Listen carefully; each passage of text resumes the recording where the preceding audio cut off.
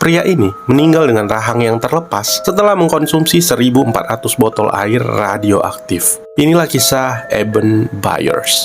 Kehidupan awal. Ebenezer McBurney Byers lahir pada tanggal 12 April tahun 1880.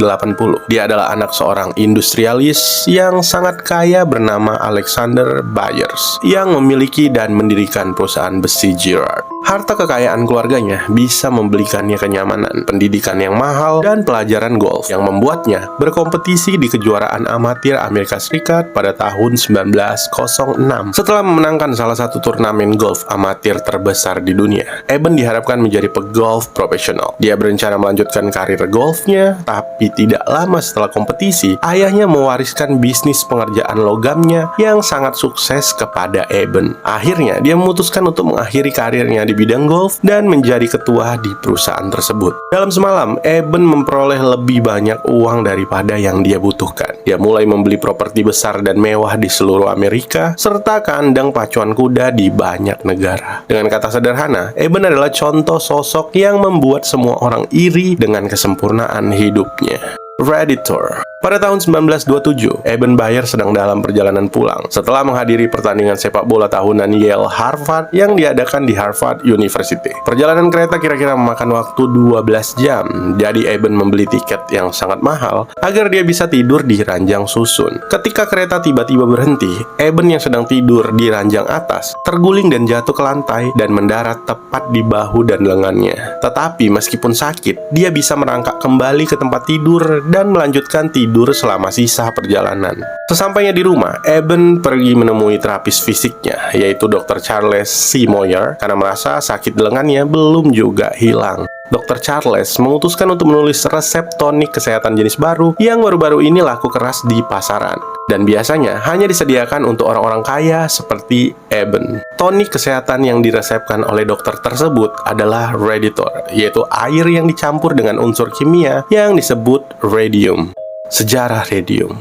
Radium adalah sebuah unsur kimia yang mempunyai simbol Ra dan nomor atom 88. Radium mempunyai tingkat radioaktivitas yang tinggi, berwarna hampir putih bersih, tetapi akan teroksidasi jika terekspos kepada udara dan berubah menjadi hitam. Pierre dan Marie Curie menemukan radium pada tahun 1898, tapi beberapa tahun setelah itu, mereka tidak pernah mematenkan penemuannya. Hingga pada akhirnya, Amerika menjadi gila radium dan Standard Chemical Company membentuk anak perusahaan yang sepenuhnya dimiliki Radium Chemical Company Inc. hanya untuk menangani penjualan radium dan membangun laboratorium biologi yang lengkap untuk menyelidiki kegunaan medis. Direktur laboratorium Dr. Frederick merawat banyak pasien sukarelawan dengan radium untuk mengidentifikasi kondisi kesehatan yang paling mudah merespon perawatan radium dan dosis yang diperlukan. Dalam serangkaian makalah yang diterbitkan pada tahun 1913 dan 1914, Dr. Frederick menyatakan bahwa dia telah menyuntikkan radium kepada 34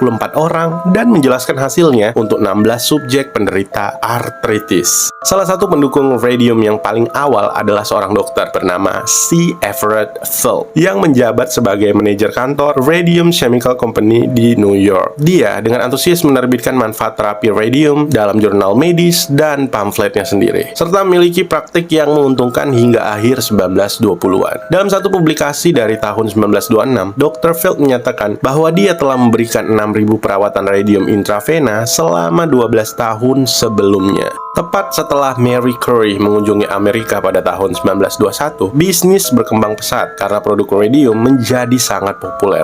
Associate Radium Chemist memproduksi tablet radium dengan nama Arium. Dan Laboratorium Endokrin Amerika juga menghasilkan perangkat yang disebut Radi Endoctrinator, yang merupakan perangkat kecil yang diinfuskan radium untuk ditempatkan dimanapun diperlukan untuk memulihkan area tersebut. Bahkan sebagai bantuan untuk kejantanan pria, salah satu penggunaannya menganjurkan pria untuk memakainya di bawah skrotum mereka. Selain itu, banyak juga produk yang dicampur dengan radium dijual di pasaran, seperti gel rambut, larutan intravena, salep, pembersih tangan, serta produk untuk vitalitas pria dan juga wanita. Seorang juara bowling Alaska bernama Henry Cosmos juga menjual kantong pereda nyeri otot yang berlapis biji uranium tingkat rendah yang disebut Cosmos Radioactive Pad. Selain itu, sebuah perusahaan asing bernama Abashry bahkan membuat rokok radium untuk menggandakan peluang pembelinya terkena kanker. Tapi beruntung bagi konsumen Amerika tahun 1920-an yang mudah tertipu dan terobsesi dengan radium karena banyak juga dari produk ini adalah palsu dan tidak mengandung radium asli. Contoh paling terkenal dan menyedihkan dari bahaya radium adalah kisah Radium Girls, yaitu sekelompok pekerja pabrik wanita di pabrik radium Amerika Serikat di New Jersey yang dari tahun 1917 hingga 1930 terjangkit keracunan radiasi dari lukisan, jam, dan arloji yang dilapisi cat radium infus serta glow in the dark. Mereka diberitahu oleh bos mereka bahwa cat itu tidak berbahaya, sehingga membuat para wanita itu menelan radium dalam jumlah yang mematikan dengan menjilat kuas cat mereka sendiri untuk menajamkannya. Pengalaman mengerikan mereka dan tuntutan hukuman berikutnya akhirnya menyebabkan perubahan besar dalam Undang-Undang Kompensasi Pekerja, Perpetual Sunshine. Sementara itu, Raditor yang diresepkan kepada Eben Byers ditemukan oleh seorang pria bernama William J. Bailey, yaitu seorang putus sekolah dari Universitas Harvard yang mengaku sebagai seorang dokter. Dia juga sering berselisih dengan hukum. Dari tahun 1906 hingga 1918, dia pernah didenda karena klaim penipuan tentang obat impotensi yang disebut Last I Go for Superb Manhood. Namun pada tahun 1922, dia kembali berbisnis dan mendirikan banyak laboratorium terkait radium, termasuk Associated Radium Chemists Inc., tempat dia memproduksi tablet Arium. Dia memproduksi Raditor dari tahun 1925 hingga 1930 dan dijual dengan kemasan 30 botol seharga $30. Setiap botol diklaim mengandung air suling 3 kali lipat yang dijamin mengandung setidaknya 1 mikrokuri, masing-masing radium 226 dan 228 isotop. Dan William menawarkan potongan harga 17% kepada dokter untuk setiap botol Raditor yang mereka resepkan. Eben Byers meminum Raditor dosis pertamanya, yaitu 1 sendok kecil, dan merasakan gelombang energi di dalam tubuhnya. Bukan hanya sakitnya yang hilang, tubuhnya juga terasa luar biasa. Eben yang percaya karena merasakan efek positif langsung, memutuskan untuk mengkonsumsi 3 botol Raditor sehari, yaitu 3 kali lipat dari dosis yang dianjurkan. Lengannya tidak hanya menjadi lebih baik, tapi dia mengalami kembalinya kejantanan laki-lakinya yang membuat dia terkenal di masa-masa Harvard dan dijuluki sebagai kakek seksi. Eben tidak hanya menjadi pengguna yang antusias, tetapi juga menjadi pendukung garis keras Raditor. Dia mulai mengirimkan kotak tonik tersebut kepada teman-temannya, termasuk seorang wanita bernama Mary S. Hill, dan bahkan memberikannya kepada kuda pacunya.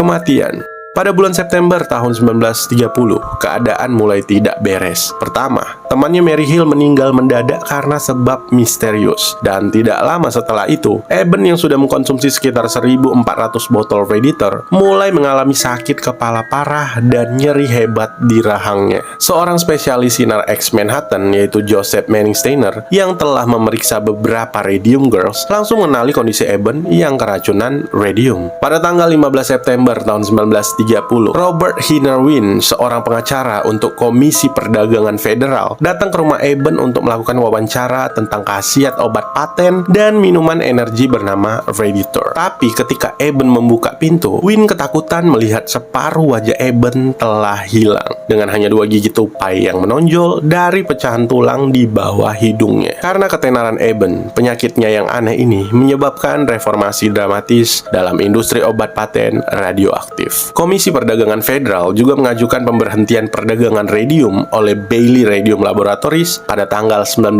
Desember tahun 1931. Beberapa bulan setelah itu, yaitu pada tanggal 31 Maret tahun 1932, Eben Byers meninggal dunia dengan penyebab kematian terdaftar sebagai nekrosis rahang, abses otak, anemia sekunder, dan pneumonia terminal. Majalah Time edisi 11 April tahun 1932 juga memuat kesaksian dari Robert Hinerwin yang mengatakan masih muda dan waspada secara mental. Dia hampir tidak bisa berbicara dan kepalanya dibalut perban. Dia telah menjalani 2 operasi berturut-turut, di mana seluruh rahang atasnya kecuali 2 gigi depan dan sebagian besar rahang bawahnya telah dicabut. Semua jaringan tulang yang tersisa dari tubuhnya perlahan-lahan hancur dan lubang-lubang benar-benar terbentuk di tengkoraknya. Warisan Eben.